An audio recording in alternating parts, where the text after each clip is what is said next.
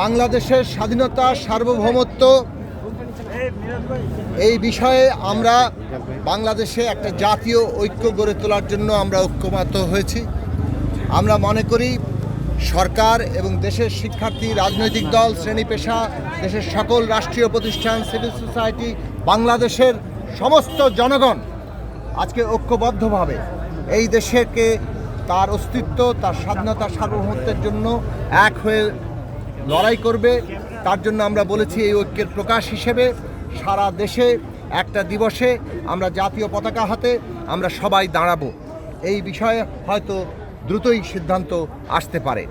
আমরা বলেছি বাংলাদেশের বিরুদ্ধে ভারতসহ অনেক জায়গা থেকেই আমরা দেখতে পাচ্ছি একটা মিস ইনফরমেশন এর যুদ্ধ চলছে, অসত্যের যুদ্ধ চলছে।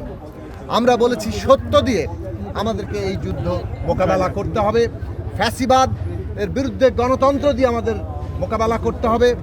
এই যে সাম্প্রদায়িক উস্কানির বিরুদ্ধে আমাদেরকে সম্প্রীতি, আমাদের দেশের সকল মানুষের, সকল ধর্মের, জাতির সকল মানুষের নিরাপত্তা নিশ্চিত করে ঐক্য আমাদের মোকাবেলা করতে হবে।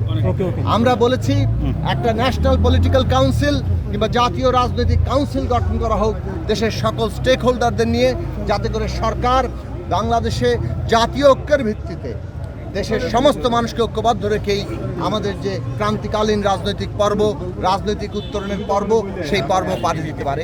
এই বিষয়গুলো দ্রুতই বাস্তবায়িত হবে আমরা আশা করি, এবং আরও বড় ঐক্য আমাদের দেশে জনগণের মধ্যে এই প্রতিষ্ঠিত আমরা করব আমাদের দেশকে রক্ষা করার জন্য, আমাদের দেশের মানুষের নিরাপত্তা নিশ্চিত করার জন্য।